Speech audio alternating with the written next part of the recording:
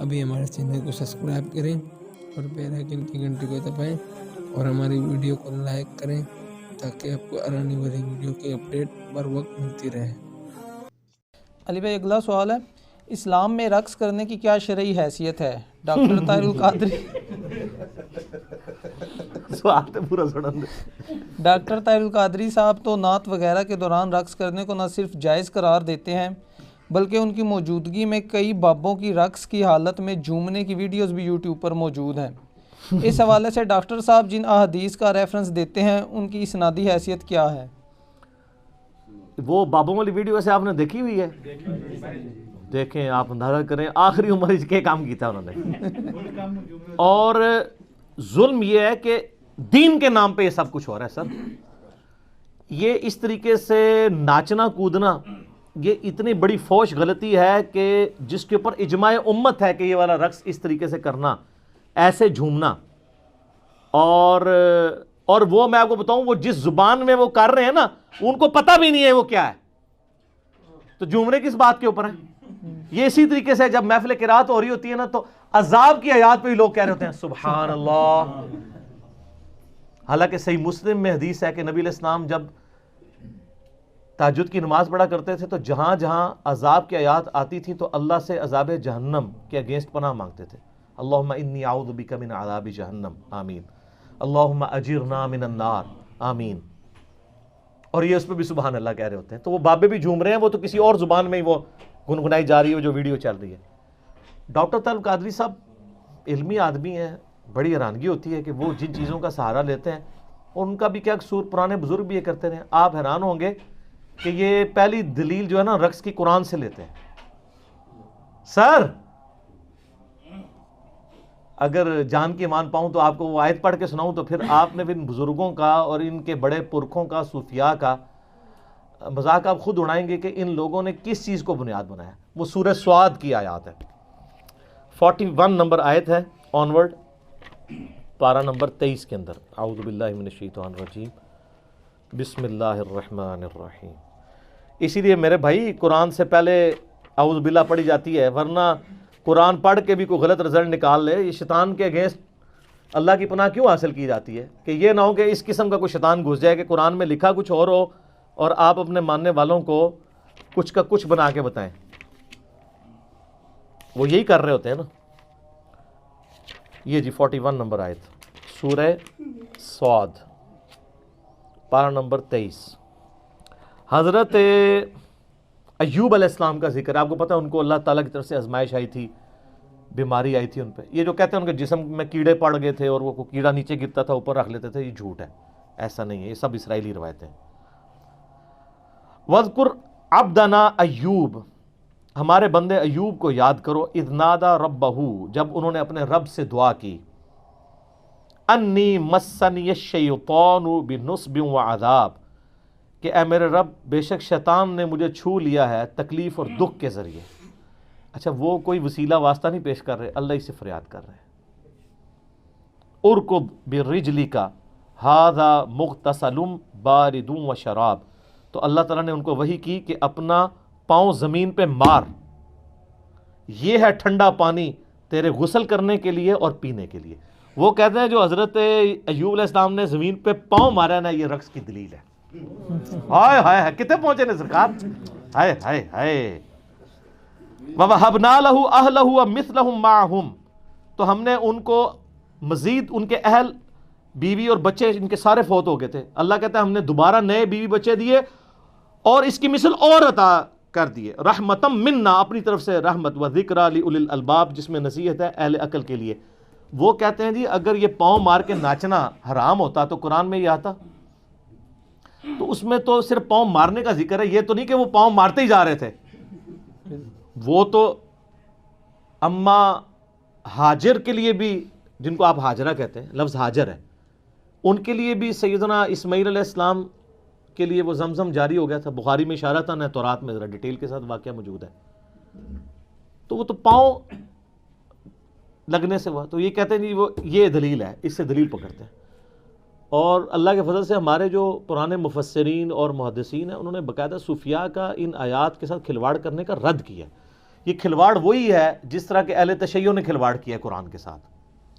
سورہ الذاریات کے اندر پارہ نمبر 27 کے سٹارٹ میں آتا ہے نا کہ ابراہیم علیہ السلام کو انسانی شکل میں آ کے فرشتے نے بشارت دی. ان کی بیوی بھی وہاں کھڑی تھی, اس کو بشارت دی. سیدہ سارہ کی عمر آلموسٹ 80+ تھی اور وہ بوڑھی ہو چکی تھی, اس وقت اولاد بھی نہیں پیدا ہوتی, اور کہا کہ آپ کو ایک بچے کی بشارت دیتے ہیں حضرت اسحاق علیہ السلام کی. تو قرآن میں ہے فسکت وجہہا, تو انہوں نے اپنا چہرہ پیٹا اور کہا کہ میں تو بڑھیا اور بانجھ ہوں, میری اولاد ہوگی. ظاہر ہے 80 سال کی عورت اگر پریگننٹ ہو جائے تو کس کو منہ دکھائے گی. تو ایک ان کا ایبرپٹ تھا, وہ ایک ہی دفعہ انہوں نے چہرہ پیٹا حیرانگی کے ساتھ, تو کہتے ہیں اسے ماتم ثابت ہوتا ہے. تو شیعہ نے اس آیت سے جس طرح گھسیٹ کے ماتم ثابت کیا نا, سنیوں کے صوفیاء نے سورہ 7 کی آیت نمبر 41 سے رقص ثابت کیا. یہ بالکل جعلی باتیں ہیں, ان کو خوف خدا کرنا چاہیے. ان کو شرم بھی نہیں آتی کہ یہ کیا چیزیں لوگوں کے سامنے رکھ رہے ہیں. اس کے علاوہ بخاری مسلم میں کچھ احادیث ہیں جس کا غلط رزلٹ نکالا گیا. صحیح بخاری اور مسلم دونوں میں حدیث ہے کہ اماں عائشہ کہتی ہیں کہ ایک دفعہ مسجد نبوی میں حبشی جو ہے وہ اپنے نیزوں اور تلواروں کے ساتھ اور ڈھالوں کے ساتھ جنگی پریکٹس کر رہے تھے, جنگی مشقیں. تو میں نے خواہش کا اظہار کیا, اللہ کے رسول صلی اللہ علیہ وآلہ وسلم میں یہ دیکھنا چاہتی ہوں. اور آپ فرماتی ہیں کہ تم نبی علیہ السلام کا اخلاق دیکھو کہ میں تو نوجوان لڑکی تھی. ایک نوجوان لڑکی جب اس طرح کا کوئی کھیل تماشا دیکھ رہی ہو تو وہ کتنی دیر کھڑے ہو کے دیکھ سکتی ہے, اس کا تو شوق ہوتا ہے نا. تو نبی علیہ السلام سامنے کھڑے ہو گئے, میں ان کے پیچھے کھڑی ہو گئی اور میں آپ علیہ السلام کے جسم مبارک سے یعنی اوٹ کر کے پردے میں وہ دیکھتی رہی جب تک کہ میں تھک ہی نہیں گئی. نبی علیہ السلام نہیں ہٹے. کیا شفقت تھی. اور پھر اماں عائشہ کے الفاظ ہیں, تم سوچ سکتے ہو کہ ایک نوجوان لڑکی کتنی دیر کھڑے ہو کے یہ دیکھ سکتی ہے. تو اس میں الفاظ ہیں کہ وہ جنگی مشقیں کر رہے تھے. تو ظاہر ہے جنگی مشقیں کرتے ہوئے بندہ جھومتا بھی ہے وہ سارا. تو اس حدیث سے وہ دلیل لیتے ہیں کہ وہ جھوم رہے تھے نا, تو اس سے رقص کا ثبوت ملتا ہے. حالانکہ جنگی ٹریننگ میں اس طریقے سے پریکٹس کرنا, وہ تو عام جم میں بھی آپ چلے جائیں یا کوئی ورزش لگانے کے لیے چلے جائیں, اس کو آپ اس طرح کا قرآن اور سنت کے نام کے اوپر ناچنا اور بابوں کو نچانا ممبروں کے اوپر. اسی حدیث کے کانٹیکسٹ میں, یہ حدیث بخاری اور مسلم دونوں میں ہے. صحیح بخاری میں آپ فتح الباری ابن حجر اسقلانی المتوفا 852 ہجری کی فتح الباری پڑھ لیں, اور امام نووی نے جو شرح صحیح مسلم لکھی ہے وہ آپ پڑھ کے دیکھ لیں. دونوں نے لکھا ہے کہ یہ اتنا بڑا ظلم ہے اس سے رقص کو ثابت کرنا. یہ تو جنگی مشقوں کا ذکر تھا اور لوگوں نے گھسیٹ گھساٹ کے اس سے رقص ثابت کرنے کی کوشش کی. ایک اسی کو سپورٹیو حدیث جو ہے وہ مسند احمد میں ہے اور صحیح ابن حبان کے اندر ہے. اس میں یہ کہ حبشی جو ہے وہ اسی طریقے سے مسجد کے اندر جو ہے وہ جنگی پریکٹس کر رہے تھے اور ساتھ ساتھ وہ کچھ نعرے بھی لگا رہے تھے. تو نبی علیہ السلام کو وہ سمجھ نہیں آ رہی تھی. ہو سکتا ہے وہ اپنی لینگویج میں لگا رہے ہوں یا آپ تک آواز نہ جا رہی ہو. تو آپ نے صحابہ سے پوچھا یہ کیا کہہ رہے ہیں؟ تو انہوں نے کہا یہ کہہ رہے ہیں محمد عبد صالح, محمد اللہ کے نیک بندے ہیں. اور ساتھ ساتھ وہ اپنی تلواروں کی پریکٹس بھی کر رہے تھے, اس پریکٹس میں جھوم رہے تھے اور نبی علیہ السلام کا ذکر خیر کر رہے تھے. ٹھیک ہے. اور یہ صوفیاء جو ہے یہ جہاد سے چڑ, ان کو جہاد کی پریکٹس انہوں نے کہاں سے کرنی ہے؟ تو ان لوگوں کا کیا لینا دینا ہے کہ جہاد کی جنگی مشقوں کے دوران نبی علیہ السلام کا مبارک نام لیتے ہوئے, وہ تو ٹھیک ہے آج بھی اگر کوئی گن چلاتے ہوئے نبی علیہ السلام کا مبارک نام لیتا ہے, آپ علیہ السلام سے اپنی محبت کا اظہار کرتا ہے, ایون لبیک کا یا رسول اللہ بھی کہتا ہے, یا رسول اللہ میں آپ کے لیے اپنی جان دینے کے لیے حاضر ہوں. حاضر و ناظر کا عقیدہ نہ رکھے, یہ نہ عقیدہ رکھے کہ آپ وہاں موجود ہیں یا آپ علیہ السلام سن رہے ہیں, بلکہ ایک اپنی محبت کا اظہار کرے. تو میرے تو اس کے اوپر کلپ ریکارڈڈ موجود ہے, آپ کریں جتنے مرضی نعرے لگائیں, کوئی ہمیں نہیں اختلاف. لیکن آپ اس کو بنیاد بنا کے یہ کہنا کہ جی وہ صحابہ کرام جو رقص کرتے تھے تو وہ اس طرح کی پریکٹس, ابھی بھی آپ ایسے عرب ملکوں میں جائیں نا تو ان عربیوں کی جو جنگی مشقیں ہو رہی ہوتی ہیں نا, وہ ویسے آج تک تلوار ہی پکڑی ہوئی ہے, ان کو پتہ ہی نہیں ہے کہ اب تو جدید اسلحہ آ چکا ہے, تو ان کی اب ٹریڈیشن بن چکی ہوئی ہے.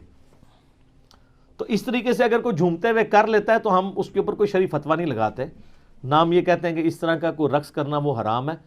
ہم جس رقص کی بات کر رہے ہیں وہ یہ ہے جو یہ اس طریقے سے کر رہے ہیں, نہ کوئی سمجھ ہے, نہ کوئی بات ہے, نہ کوئی مقصد ہے. ٹھیک ہے, سائڈ بائی سائڈ ایک چیز چل رہی ہو, ایک علیحدہ بات ہے.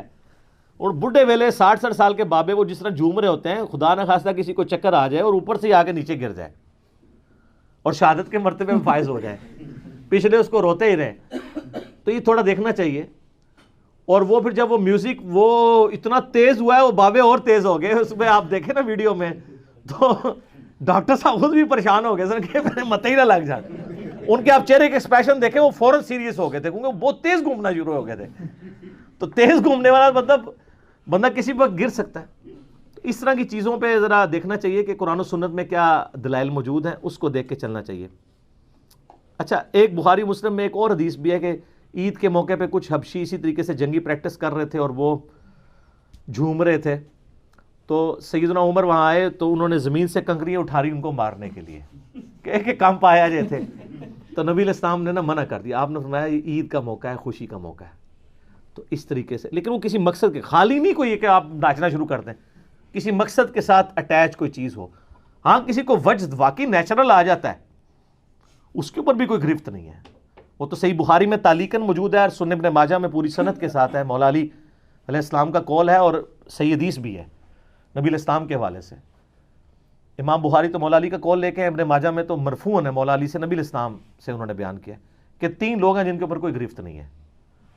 ایک وہ شخص جو سویا ہوا ہے, دوسرا جو مجنون ہے, پاگل ہے, اور تیسرا چھوٹا بچہ. اس کے اوپر شریعت کا قلم اٹھ جاتا ہے. تو اگر کوئی جنون والی کیفیت کسی پہ ہو جاتی ہے اور وہ کوئی نعرہ مارتا ہے, بے ہوش ہو جاتا ہے, ویسے جعلی بھی ہوتے ہیں. ہم جب دعوت اسلامی میں تھے نا تو کئی اس طرح کے جعلی لوگ ہم نے پکڑے ہیں. وہ آپ کو پتا ہے وہ لائٹس آف کر کے ذکر کراتے تھے اللہ, وہ آپ اتنی تیزی سے کریں تھوڑی دیر بعد ویسے ہی چکر کے بعد بندہ گر جاتا ہے. ایک نیچرل چیز ہے نا, اتنی دیر سے زور زور سے آپ ہلا رہے ہیں. تو ہم نے 1999 میں نا یہاں اعتکاف کروایا جیل میں اپنے جو مرکز فیضان مدینہ میں. تو روزانہ تماشا لگا, میں 30-40 بندے بے ہوش ہوئے پڑے. میں مصیبت پڑ جاتی ہے نا یار, مطلب لوگوں کو آپ سلانا ہے. اس کے بعد پھر کیا کیا ہم نے, ایک سوئی رکھی ہوئی تھی. ہائے ہائے, سوئی تے پھر تو پتہ نا فیتا مار دیندی ہے. کیڑا جعلی ہے جو واقعی جینون بے ہوش بندہ ہے, اس کو آپ سوئی مارے اس کو اثر ہی نہیں کرے گا. سن ہوا ہوتا ہے بندہ. 99.9 کیا 100% لوگ ہی جعلی تھے. پھر آہستہ آہستہ وہ وجدان ہی بند ہو گیا. روزانہ تو نہیں بندہ سوئی کھا سکتا. تو سوئی مارتے تھے, چیک کرتے, ہاں اٹھتے جاؤ اٹھتے جاؤ اٹھتے جاؤ. تو جب ان کو پتہ چل گیا کہ اب یہ سوئی سے اٹھائیں گے تو وہ پھر وجدانے بند ہو گئے. تو سر یہ جو بابے جھوم رہے ہوتے ہیں نا, تو ایک سوئی رکھ لیں آپ, ٹھیک ہے, ایک ایک بابے انہوں نے سوئی لا کے چیک کرو, تو انشاءاللہ تعالیٰ ان کا سارا وجد اتر جائے گا. جیب میں بھی ڈاکٹر صاحب نے ایک جدید طریقہ دسا ہے کہ جیب میں بھی ہاتھ, وہ ہاتھ جیب سے مارو گے تو اور کچھ کر دیں تو عزت بچانا مشکل ہو جائے, پھر چور چور کا فتویٰ لگا دیں گے. اچھا, ایک اور حدیث ہے مسند امام احمد میں بھی ہے اور سنن کبریٰ البیہقی کے اندر موجود ہے. ویسے مزے کی حدیث ہے یہ حدیث بخاری میں بھی ہے. بخاری میں صرف اتنے الفاظ ہیں کہ نبی علیہ السلام نے زید ابن حارثہ سے کہا کہ زید ہمارا مولا ہے, جگری یار ہے, کیونکہ حضرت زید ابن حارثہ کو حضور نے آزاد کیا ہوا تھا, لے پالک غلام تھے. اور حضرت جعفر ابن ابی طالب حضرت علی کے بھائی کو کہا, جس نے وہ نجاشی کے دربار میں سورہ مریم پڑھی تھی, کہ جعفر تم شکل و صورت میں اور سیرت میں میرے مشابہ ہو. بڑی فضیلت. اور تیسرے مولا علی سے نبی علیہ السلام فرمایا, علی تم مجھ سے ہو میں تم سے ہوں. یہ تینوں باتیں بخاری کی ایک حدیث میں جو میں نے کربلا والے ریسرچ پیپر میں ڈالی ہوئی ہیں. یہ حدیث بخاری میں تو اتنی ہے, لیکن اس کے کانٹیکسٹ کے ساتھ مسند احمد اور سنن کبریٰ البیہقی میں موجود ہے کہ مولا علی خود روایت کرتے ہیں کہ میں زید ابن حارثہ اور جعفر ابن ابی طالب بیٹھے ہوئے تھے ایک مجلس میں, تو نبی علیہ السلام نے زید سے کہا تو ہمارا مولا ہے. تو حضرت زید ابن حارثہ جو ہے وہ ایک ٹانگ پہ کھڑے ہو گئے اور انہوں نے جھومنا شروع کر دیا. اس کے بعد حضرت جعفر ابن ابی طالب سے حضور نے فرمایا کہ تم اپنی شکل و صورت اور سیرت میں سب سے زیادہ میرے مشابہ ہو. تو وہ بھی ایک ٹانگ پہ کھڑے ہوئے اور انہوں نے جھومنا شروع کر دیا, اظہار محبت کے لیے, خوشی کے لیے. پھر مولا علی کہتے ہیں جب پھر نبی علیہ السلام نے مجھ سے کہا کہ تم مجھ سے ہو اور میں تم سے ہوں, تو میں بھی ایک ٹانگ پہ کھڑا ہوا اور میں نے جھومنا شروع کر دیا. اس حدیث میں ابو اسحاق مدلس ہے, ان سے روایت کر رہے ہیں, سما کی تصریح نہیں ہے, روایت تو ضعیف ہے. امام بیہقی نے بھی کہا کہ یہ حدیث مضبوط نہیں ہے، لیکن اگر یہ حدیث صحیح بھی ہو تو کوئی حرج نہیں ہے. ایک ٹانگ پہ کھڑا ہو کے کوئی بندہ کسی خوشخبری ملنے کے اوپر اس طریقے سے جھوم کے خوشی کا اظہار کر لے تو یہ ناچ گانے اور رقص میں نہیں آتا. ظاہر ہے وہ ایک خاص، سر آپ کو نبی علیہ السلام فرما دیں تم مجھ سے ہو میں تم سے ہوں تو آپ تو وہاں میں ہی اڑیں گے. تو میں کہتا ہوں اس روایت کو کوئی صحیح بھی مان لے، اس سے یہ بابوں کے جھومنے ثابت نہیں ہوتے ہیں. ہاں کبھی آپ کوئی قرآن کی آیت یا حدیث یا کوئی خوشخبری سن کے آپ کے اوپر کیفیت طاری ہوتی ہے تو ٹھیک ہے، اس میں کوئی حرج نہیں ہے. لیکن یہ ایک مین چیز تھی جس کے اوپر وہ دلیل بناتے ہیں کہ یہ اس سے جھومنا اور رقص کرنا ثابت ہے. اچھا سب کے پاس کچھ نہ کچھ ہے، بالکل ہی کوڑا کوئی نہیں ہے، لیکن وہ صفرے لگے ہوئے ہیں. 10 ہے نا 100 بنا لیں گے. ایک اور بزرگ آئے گا وہ کہے گا میرا بھی 0 پال ہوگی. کرتے کرتے ملینز اینڈ بلینز میں وہ چیزیں پہنچ جاتی ہیں. سٹارٹ اتنی سی چیز سے ہوا ہوتا ہے جو صحیح بخاری میں آتا ہے. شرک سٹارٹ کس طرح ہوا تھا؟ اللہ کے نیک بندوں کی جگہ پہلے نشانیاں رکھی پتھر کی فارم میں، پھر ان کے بت تراش لیے، تھیندے تھیندے تھیں گے. حضرت نوح علیہ السلام کی قوم، اور وہ جینون اولیاء اللہ تھے جن کے نام قرآن میں ہے، یغوث، ود، سوا، نصر. یہ مطلب سٹارٹ تو بالکل انہوں نے محبت میں کیا تھا. یعوق بھی تھا، یہ 5 تھے تو، لیکن اس کا اینڈ رزلٹ جو ہے وہ بہت برا نکلا. اچھا صحیح بخاری میں ایک حدیث ہے، ایک صحابیہ کہتی ہیں کہ نبی علیہ السلام میری شادی کے موقع پہ میرے گھر آئے تو بچیاں دف بجا رہی تھیں. یہ مولوی بھی تھوڑے زیادہ ہی ہیضے کا شکار ہو جاتے ہیں. شادی کے موقع پہ دف یا بچیوں کے گانے گانا یہ کوئی مسئلہ نہیں ہے. تو بخاری کے الفاظ ہیں کہ بچیاں دف بجا رہی تھیں اور غزوہ احد اور بدر کے شہداء جو میرے آباء و اجداد میں سے تھے ان کو خراج تحسین پیش کر رہی تھی، ان کی بہادری کے ترانے، ملی ترانے، نغمے. ٹھیک ہے، نبی علیہ السلام آئے تو انہوں نے کہنا شروع کر دیا ہم میں وہ شخصیت آئی ہیں جو مستقبل کا حال بھی جانتی ہیں. تو نبی علیہ السلام فرمایا یہ نہ کہو. بات ٹھیک تھی، اللہ کے بتائے سے جانتے ہیں، خود سے نہیں. لیکن نبی علیہ السلام نے اس کا ذکر کرنا وہاں مناسب نہیں سمجھا. جا رہا ہے موقع تھا خوشی کا، وہاں پہ آپ اس طرح کی ایکٹیویٹی نہ کریں. جس طرح کئی لوگ شادی بیاہ کے موقع پہ زبردستی 3 گھنٹے کا بیان شروع کر دیتے ہیں وہاں پہ. وہ بندے کو مصیبت پڑ جاتی ہے یار، دلہن لے کے جانی ہے، وہاں سے ٹائم بھی ختم ہو رہا ہے. ٹھیک ہے، لمبی لمبی تقریریں شروع کر دیتے ہیں. اچھا ہوا یہ کہ نبی علیہ السلام نے پھر ان کو منع کر دیا. یہ حدیث اس چیز کا ثبوت ہے کہ دف وغیرہ ہو سکتا ہے. اس طریقے سے صحیح بخاری میں ایک حدیث ہے، اما عائشہ کو نبی علیہ السلام نے فرمایا کہ تم نے وہ شادی کے موقع پہ گانے والی، اشعار پڑھنے والی اور دف کیوں نہیں بھیجا؟ انصار کے لوگ تو اس کو پسند کرتے ہیں. تو شادی بیاہ اور خوشی اور عید کے موقع کے اوپر آپ اگر دف بجائیں، کوئی شرکیہ الفاظ نہ ہو، مرد و عورت کا اختلاط نہ ہو، مرد مردوں میں، عورتیں عورتوں میں بیٹھ کے گیت گائیں، اور اس کے بعد اس میں لائٹ سے کوئی میوزک ہو، اس میں کوئی اس طرح کا مسئلہ نہیں ہے.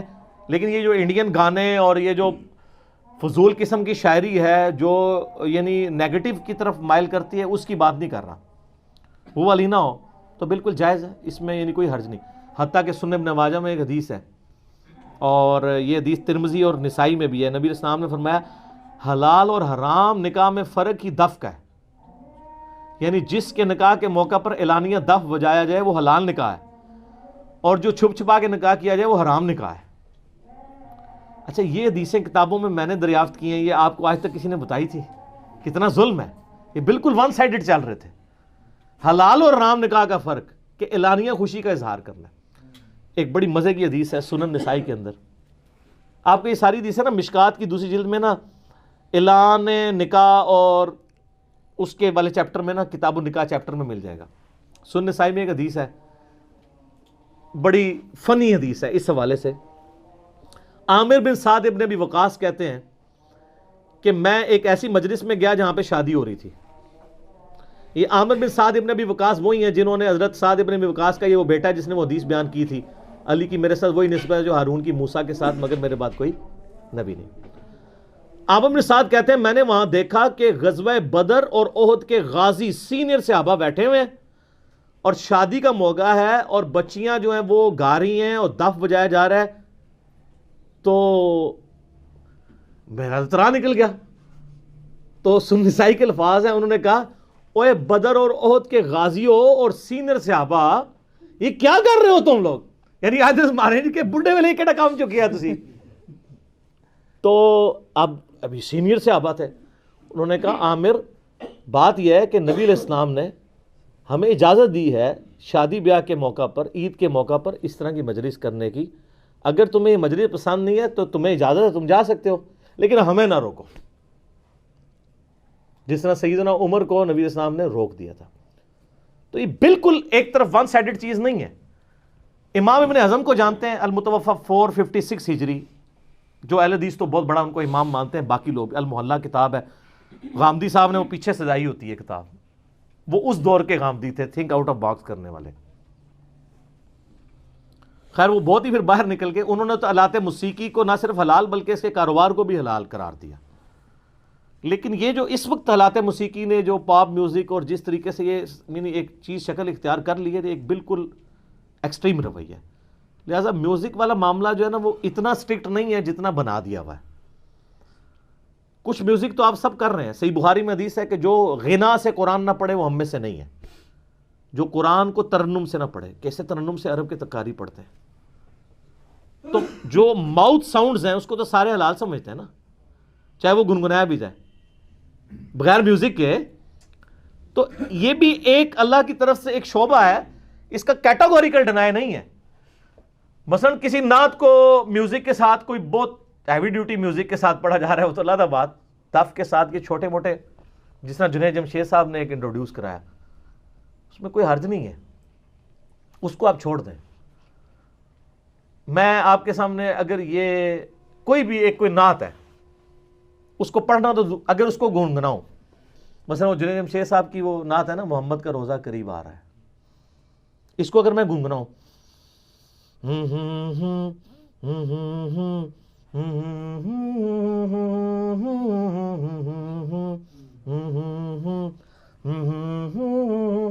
اس پہ کوئی فتویٰ لگا سکتا ہے؟ منہ کی آواز ہے. ابھی تو کئی ماؤتھ ساؤنڈز آئی ہیں جو بڑی ٹریجک ماؤتھ ساؤنڈز ہیں، ہم نے بھی ایک دو کلپس کے پیچھے لگائی تھی. لوگ فتوے لگاتے ہیں تو تھوڑے ڈیلے ہو جائیں اس مسئلے میں. عمر سیریز کے اوپر آپ دیکھیں جو انہوں نے کام کیا ہے قطر والوں نے، کتنے یعنی وہ سینز کے اوپر کتنے کریٹیکل میوزکس انہوں نے، وہ اگر آپ نکال دیں اس کا سارا مزہ ہی دھڑام سے نیچے آ جائے گا. تو میوزک کے معاملے میں یہ کوئی ترغیب آپ کو فضائل نہیں میوزک کے سنا رہا، میں بتا رہا ہوں کہ اتنے سخت رویہ اختیار نہ کریں. باقی اکثر جتنی حدیثیں پیش کی جاتی ہیں سب کی سب یہ آلموسٹ جعلی ہیں. ایک دو روایتیں ہیں ان کی بھی تعویل ممکن ہے، لیکن میں نہیں کرتا. اس کے لیے آپ غامدی صاحب کو سن لیں، ٹھیک ہے؟ میں کروں گا میرے کلپ کاٹ کے لوگ کہیں گے یہ جی لوگوں کو کہہ رہے ہیں انڈین گانے سن. میں کب کہوں گا انڈین گانے سنیں آپ؟ میں تو پاکستانی قوالیوں کے بھی خلاف ہوں، شرکیہ قوالیاں اور عجیب. کو تمیز ہے؟ ایک زمانہ تھا وہ قاری وحید ظفر قاسمی جیسے ڈیسنٹ لوگ نعتیں پڑھا کرتے تھے، اور اب کس قسم کے ڈسکو قسم کے نعت خان آ گئے ہیں، ان کے تو کپڑے ہی مان نہیں ہے. سننا کیا ہے بندے نے، اور کرتے کرتے تھیندے تھیندے کہاں تک تھی گئے. اس لیے ہم اپنے اس پلیٹ فارم سے ایک تو شرک سے پاک نعتوں کا سلسلہ، دوسرا ڈیسنٹ شاعری والا سلسلہ، اور اس میں سب کی نعتیں آپ دیکھیں گے. میں نے پہلے بھی اعلیٰ حضرت کی کئی نعتیں پڑھوائی، اب بھی ہم اعلیٰ حضرت کی کئی نعتیں ہیں جو شاہکار ہیں. میں کہتا ہوں نبی علیہ السلام سے محبت کا جو اظہار کیا ہے کمال کرتی ہے. ہمیں ان سے علمی اختلاف اپنی جگہ. میں اکثر اپنے بھائیوں کو نجی محفل میں کہتا ہوں، آج آن کیمرہ بھی کہہ دیتا ہوں کہ اعلیٰ حضرت نے جو اظہار محبت اپنی شاعری میں نبی علیہ السلام کے ساتھ کیا ہے نا، اس طرح کا میرے علم میں کسی بھی عاشق نے اپنے معشوق کے لیے نہیں کیا ہوگا. جو انہوں نے اظہار کر دیا، جو تمثیلیں انہوں نے بیان کی ہیں. چلیں انشاءاللہ کبھی موقع ملا تو میں اعلیٰ حضرت کی شاعری کے اوپر نہ صرف آپ کو الفاظ کے چناؤ کے اوپر اور جس طریقے سے انہوں نے فٹ ان کر کے جو نبی علیہ السلام سے محبت کا اظہار. میں نے ایک نعت پڑھی بھی، آپ جا کے یوٹیوب پہ دیکھ لیں. قیامت کے دن کا نقشہ کھینچا انہوں نے، پیش حق مجدہ شفاعت کا سناتے جائیں گے، آپ روتے جائیں گے ہم کو ہنساتے جائیں گے. ہاں چلو حسرت زدو سنتے ہیں کہ وہ دن آج ہے، تھی خبر جس کی کہ وہ اپنے جلوے دکھاتے جائیں گے. کیا کمال ہے جناب. وہ کہتے ہیں قیامت والے دن تو ہمارا اس اعتبار سے عید کا دن ہے کہ ہم رسول اللہ کی زیارت کریں گے، جس کے لیے ہمیں ہمارے پیروں نے جھوٹے وظیفے بھی سکھائے تھے. اینی دفعہ درود پڑھ لو، اینی دفعہ کر لو. تو یعنی یہ میں کہہ رہا ہوں، یہ انہوں نے نہیں کہا. تو کمال جناب وہ نعت ہے. اور میں نے اس نعت کے ایک ایک شعر کے اوپر بخاری مسلم سے حدیثیں پیش کر کے اس کی ریکارڈنگ کروائی ہے. یوٹیوب پہ آپ لکھیں پیش حق مجدہ شفاعت کا سناتے جائیں گے. تو انشاءاللہ میں نے شعیب کو کہا ہے کہ وہ تیار کرے گا, تو اس سے بھی پڑھوائیں گے انشاءاللہ تعالی. تو لیکن اس کے لیے آپ کو تھوڑا شاعری کا ذوق, اردو لنگوسٹک بھی آنی چاہیے. پھر آپ کو مزہ آئے گا کہ وہ بات کہاں سے اٹھا کے کہاں لے کے جا رہے ہیں, پھر آپ جھوم اٹھیں گے. کمال. میں تو ابھی بھی یعنی کئی بار اعلیٰ حضرت کی نعتوں کے ایک آدھ شعر بھی سنتا ہوں, میرے پہ وجد طاری ہو جاتا ہے. وہ سوئی والا وجد نہیں, یعنی سوز و گداز کی کیفیت طاری ہو جاتی ہے کہ کیا کمال ہے یار, کہاں سے شعر کہہ دیا یار, کہاں پہ پہنچا دیا, ایک بار بندے کو ہلا کے رکھ دیا. ٹھیک ہو گیا جی, ٹھیک ہے جی. اللہ تعالیٰ سے دعا ہے جو حق بات میں نے کہی اللہ تعالیٰ ہمارے دلوں میں راسخ فرمائے. اگر جذبات میں میرے منہ سے کوئی غلط بات نکل گئی, اللہ تعالیٰ ہمارے دلوں سے معاف کر دے. آمین. ہمیں کتاب و سنت کی تعلیمات پر عمل کر کے دوسرے بھائیوں تک پہنچانے کی توفیق عطا فرمائے. سبحانک اللہم و بحمدک, اشہد ان لا الہ الا انت, استغفرک و اتوب الیک, وما علینا الا البلاغ المبین. جزاکم اللہ خیرا.